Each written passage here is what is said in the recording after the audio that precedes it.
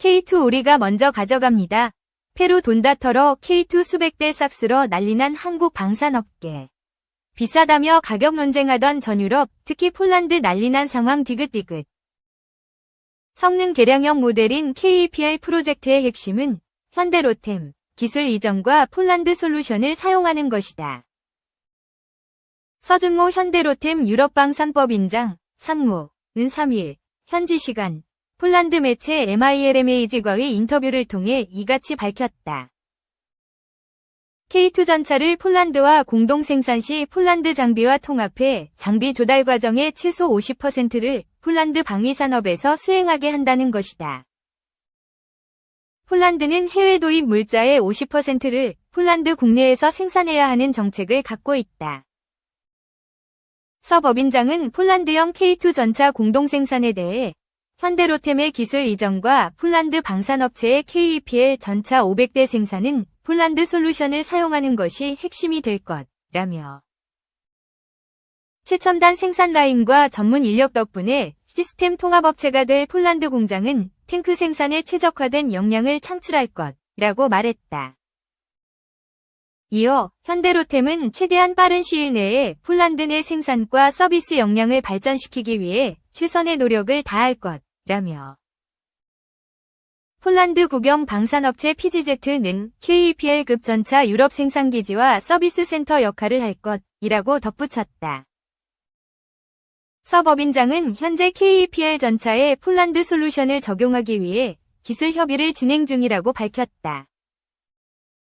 그는 현대로템은 KEPL 전차에 폴란드 솔루션을 적용하는 것과 관련해 기술 협의를 진행 중이라며 최종 사용자의 요구사항을 우선적으로 고려해 컨소시엄과 기타 방산업체와 협력해 옵션을 검토할 것이라고 강조했다.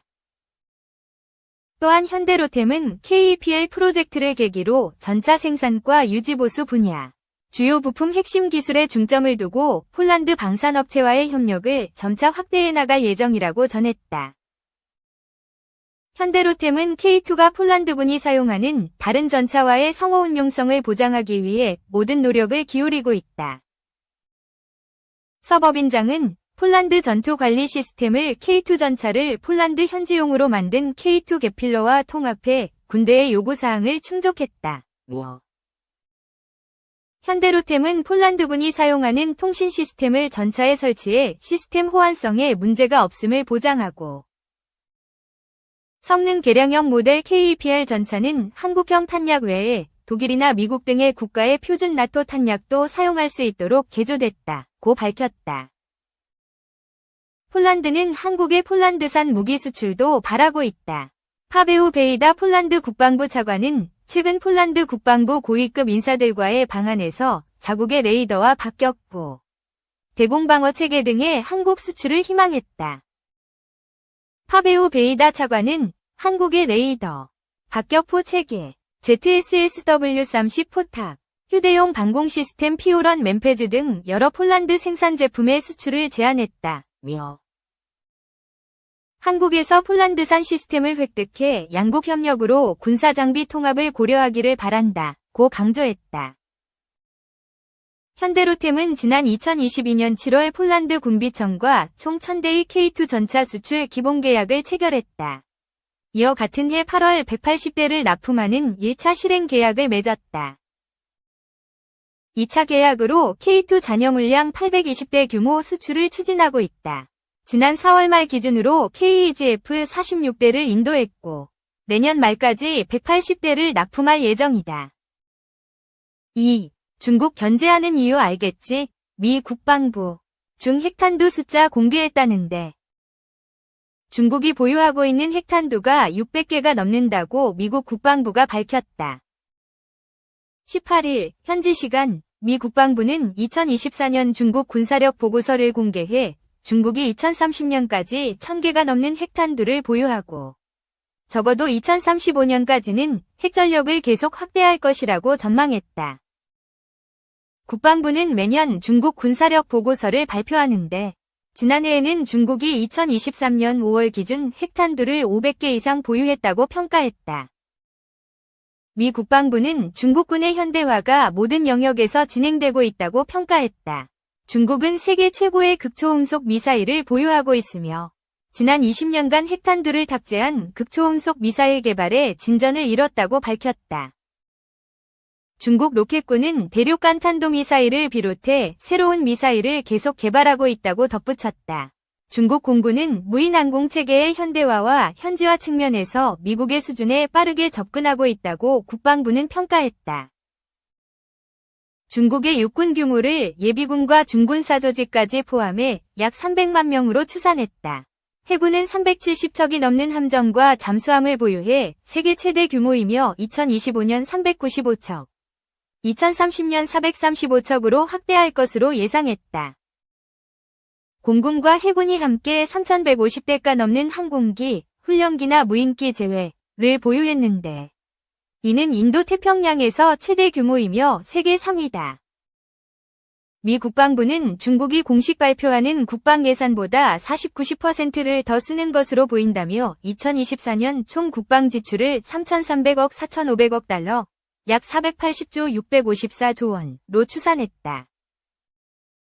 다만 중국군 고위 지도부의 만연한 부패는 군 현대화를 방해할 수 있다고 진단했다.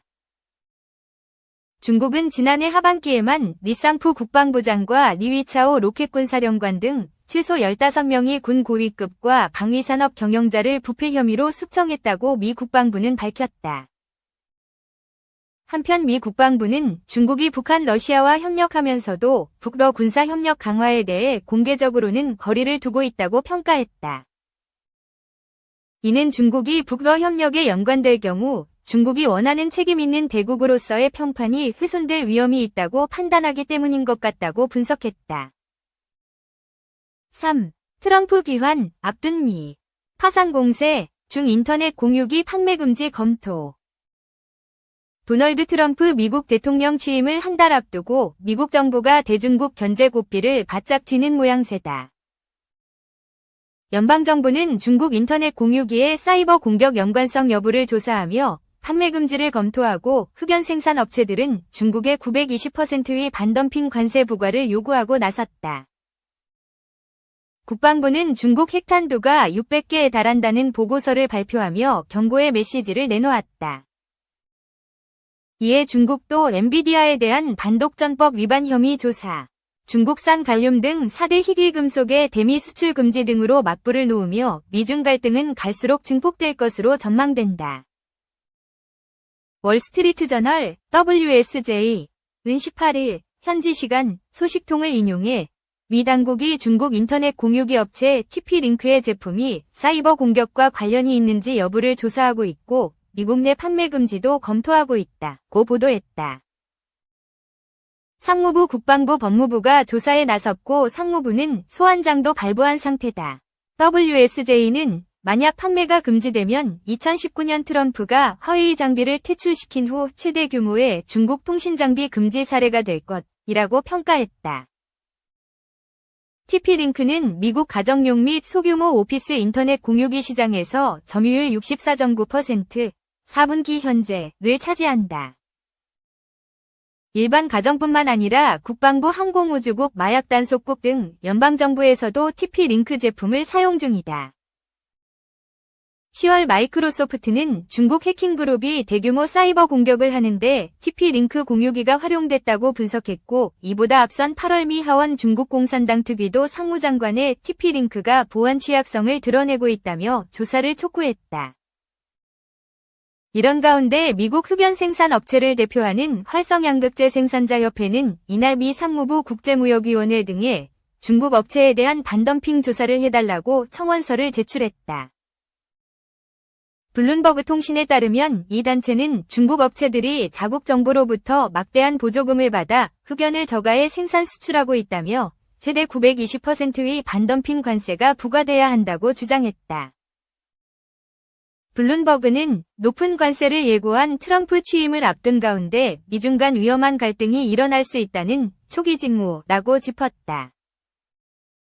공교롭게도 미 국방부는 이날 중국이 운용 가능한 핵탄두를 600개 이상 보유하고 있으며 2030년까지 1000개를 넘길 것이라고 경고했다. 국방부는 2024 중국 군사력 보고서에서 중국이 세계에서 가장 선도적인 극초음속 미사일을 갖고 있고 370척이 넘는 함정과 잠수함을 보유해 세계 최대 규모라고 평가했다. 최근 미 방위 소프트 업체 가비니는 중국이 미국에 대한 필수 광물 수출을 금지하면 1000개가 넘는 미국 무기 생산 시스템이 중단될 수 있다고 분석했다. 미 정치권에서는 당파를 막론하고 중국에 대한 경계감이 고조되고 있다. 보수 성향 싱크탱크 헤리티지 재단의 브루스 클링러 선임연구원은 최근 서울경제신문과의 인터뷰에서 과거 워싱턴에는 중국과의 교류를 지지하는 판다를 포용하는 사람들이 있었지만 수년간 중국의 군사적, 외교적, 경제적 행동을 지켜본 결과 이제는 모두가 대중매파가 됐다고 전했다. 실제 9월 미 하원은 세계 최대 드론, 무인기 제조업체인 중국 DJI의 신규 제품에 대한 미국 내 사용을 금지하는 중국 공산당 드론 대응법 등 20여 개 대중견제 법안을 무더기로 통과시킨 바 있다. 트럼프 2기로 본격 들어서면 미중 갈등이 더욱 격화할 것이라는 우려도 확산하고 있다. 트럼프 1기 때는 중국도 트럼프에 대한 파악이 안 돼 트럼프의 공세에 인내심을 갖고 즉각적인 대응을 자제했다. 하지만 이제는 미국의 대중 강경 노선을 바꾸는 것은 불가능하다고 판단하는 만큼 적극적으로 맞대응에 나설 것이라는 전망이다. 로버트 로스 보스턴 칼리지 교수는 사우스 차이나 모닝 포스트에 중국은 미국에 대한 희토류 수출 제한을 이어갈 가능성이 높다며 미국 경제의 취약성을 파고들 것이라고 봤다.